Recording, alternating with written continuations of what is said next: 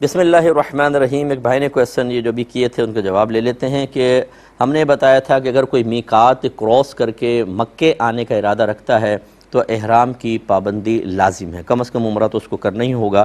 اب یہ کہتے ہیں کہ یہ صرف عمرہ کرنے والے یا حاجیوں کے ساتھ خاص ہے، یا اگر کوئی صرف مکے میں زیارت کرنے آ رہا ہے یا کسی کی ڈیوٹی ہے اسے بھی احرام کی پابندی لازم ہے۔ دیکھیں فقہ حنفی کی روشنی میں چاہے وہ کسی سے ملاقات کے لیے جائے، زیارت کے لیے جائے، عمرہ، حج یا ڈیوٹی کے لیے جائے، جیسے ہی میقات کراس کرے گا اسے احرام کی پابندی لازم ہے۔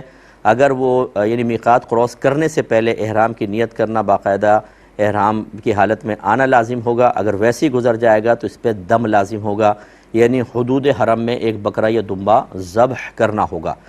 اب اس میں بعض لوگوں کے لیے یہ حکم بہت زیادہ سخت ہے کہ جیسے ڈرائیور حضرات ہوتے ہیں کہ انہیں ایک دن میں 2-3 چکر بھی لگانے پڑتے ہیں، اور رش ٹائم کے اندر اگر وہ عمرہ کرنے لگ جائیں تو سارا دن تو عمرے میں نکل جائے گا، تو ان کے لیے ایسی پرابلم، اور اسی طرح ڈیوٹی کرنے والوں کے لیے بھی مسائل ہوتے ہیں۔ ایسی صورت میں آپ کسی حنفی مفتی صاحب سے اجازت لے سکتے ہیں۔ بوقت ضرورت ہم فقہ حنفی کو چھوڑ کر فقہ شافعی پر عمل کر سکتے ہیں، لیکن اس کی اجازت صرف مفتی حنفی مفتی دے گا، از خود عوام سا نہیں کر سکتی، کیونکہ ہمارے نزدیک تقلید شخصی واجب ہے، کسی ایک امام کی پیروی کرنا لازم ہے۔